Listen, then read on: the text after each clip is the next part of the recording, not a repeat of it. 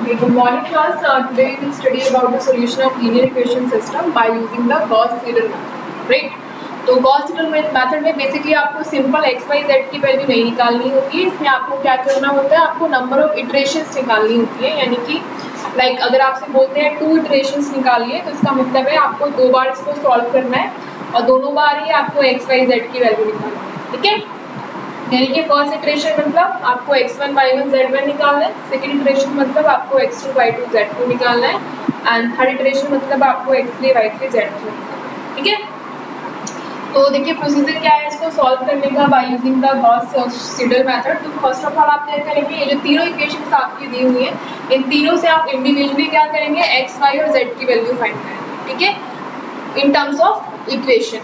Right, तो हम values कैसे निकालते हैं, पहले हम x की वैल्यू निकालते हैं, उसके बाद y की वैल्यू और उसके बाद z की वैल्यू. ठीक है, तो पहले हम x की वैल्यू निकालेंगे. x की वैल्यू हम कैसे निकालते हैं, तीनों इक्वेशन में आप सबसे पहले चेक करोगे कि आपका x का जो कोफिशिएंट है ग्रेटेस्ट कहाँ पे है. तो जहाँ पे भी ग्रेटेस्ट है उससे उस वाली इक्वेशन का आपको यूज करना है x की वैल्यू फाइंड करने के लिए. और जो इक्वेशन आप एक बार यूज कर चुके हैं उसको आपको दोबारा यूज नहीं करना है to find the value of y और z. राइट, मतलब उसका आप एक बार यूज कर चुके हैं. तो देखिए ये जो आपकी ये वाली इक्वेशन है इसमें आपका x का कोफिशिएंट ग्रेटेस्ट है. तो यहाँ से आप क्या करेंगे, x की वैल्यू फाइंड करेंगे. तो यहाँ से क्या आएगा, इक्वेशन है 8x - 3y + 2z = 20. तो यहाँ से x = क्या आ जाएगा 1/8. ठीक है, 20 + 3y - का 2z. राइट, अब आपको इस वाली इक्वेशन का यूज नहीं करना है. नेक्स्ट अब आपको क्या करना है, y की वैल्यू फाइंड करनी है. तो y की वैल्यू आप देखिए दोनों इक्वेशन में सबसे ग्रेटेस्ट कहाँ पे है, तो इस वाली इक्वेशन में सबसे ज्यादा ग्रेटेस्ट वैल्यू है कोफिशिएंट की y की. तो यहाँ से आप क्या करेंगे, y की वैल्यू निकालेंगे. इसको हम नाम देते हैं इक्वेशन नंबर 1 और यहाँ से हम क्या करते हैं y की वैल्यू निकालते हैं. ठीक है, this is 4x + 11y - z = 33. तो y = 1/11 33 - 4x प्लस का z. ठीक है, ये हो गई आपके पास क्या इक्वेशन नंबर 2. राइट, नाउ अब हम आपके पास एक ही इक्वेशन बचती है ये वाली. तो इससे अब आप क्या करेंगे, z की वैल्यू फाइंड कर लेंगे. तो z की वैल्यू क्या आएगी, 6x + 3y + 12z = 35. तो यहाँ से z क्या आएगा आपके पास 1/12 35 माइनस का 6x माइनस का 3y. ठीक है, तो ये हो गई आपके पास क्या इक्वेशन नंबर 3. अब आपको नंबर ऑफ इटरेशंस निकालने के लिए इन्हीं तीनों इक्वेशंस का यूज करना है. First equation to find the value of x1 x2 x3. Second equation to find the value of y1 y2 y3 y4 according to the question.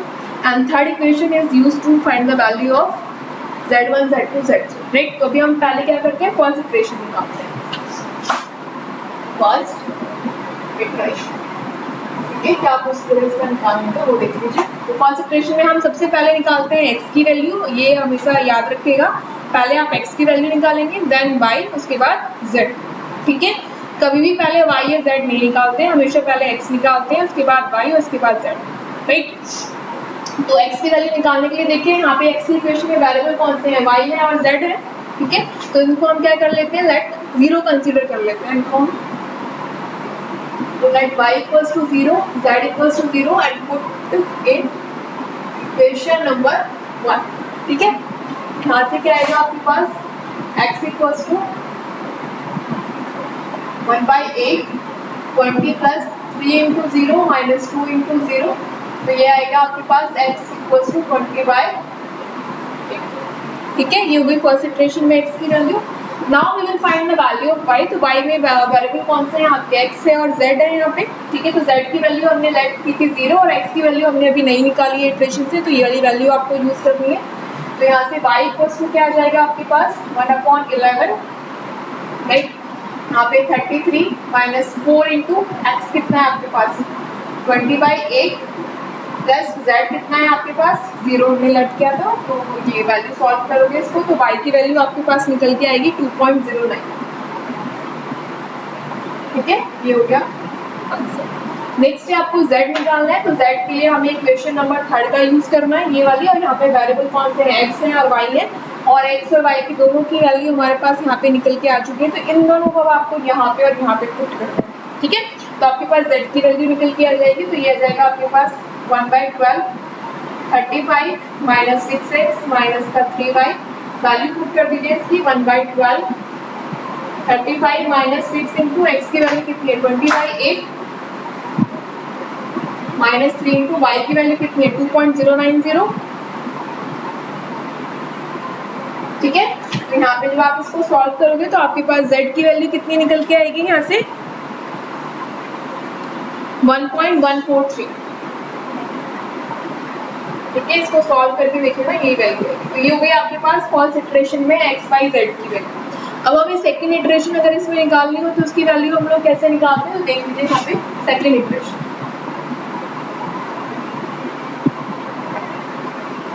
ठीक है, तो सेकंड इटरेशन में फिर से आपको x y z निकालना है, तो सबसे पहले हम x निकालते हैं, देन y, उसके बाद z। तो x की वैल्यू निकालने के लिए अब आपको देखिए वेरिएबल कौन से हैं, y है और z है। ठीक है, तो y की वैल्यू ये है, z की वैल्यू ये है, तो इन दोनों वैल्यू को आपको यूज करना है to find the value of x। यहाँ पे क्योंकि हमने पहले क्या यूज किया था 0 0 यूज किया। अब वैल्यू पुट कर दीजिए ये वाली,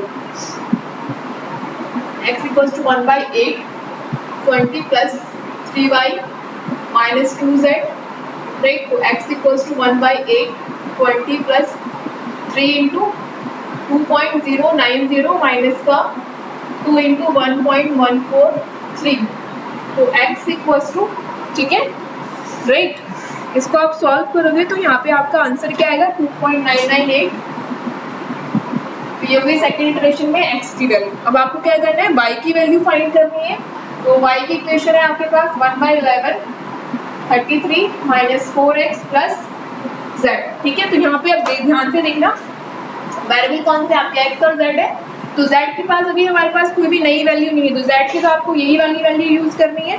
ठीक है, और यहाँ पे x जो है, राइट, इसकी हमारे पास नई वैल्यू आ गई है कि ये वाली, तो अब आपको यहाँ पे ये वाली वैल्यू यूज करनी है। तो आपको क्या करना है, put x equals to 2.998 and z equals to 1.143 in equation number 2, यानी कि इस वाली इक्वेशन। तो आपके पास y की नई वैल्यू निकल गई।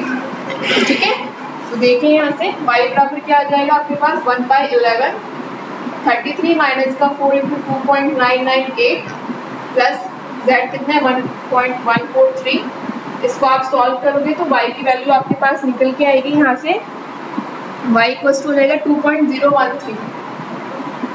ठीक है, तो ये y की सेकंड इटरेशन में वैल्यू। नाउ सेम अब आपको क्या निकालना है, z की वैल्यू निकालनी है। तो z के लिए आपके वेरिएबल कौन से हैं, यहाँ पे x और y है।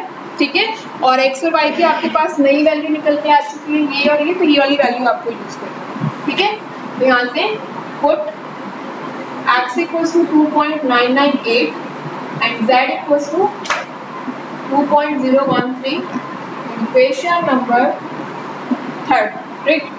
यहाँ से आएगा z equals to 1/12 35 minus 6 into 2.998 minus 3 into 2.013। इसको आप सॉल्व करेंगे तो z की वैल्यू कितनी आएगी आपके पास, z की वैल्यू आएगी आपके पास कितनी 0.91।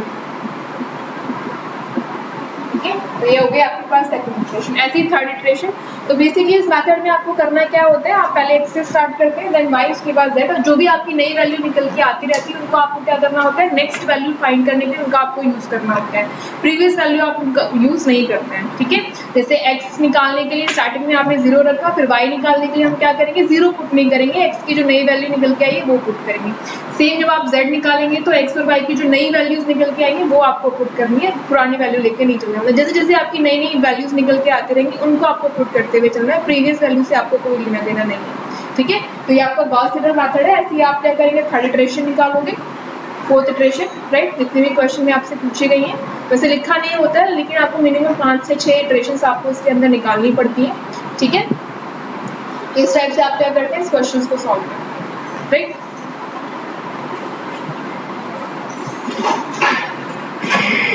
Thank you.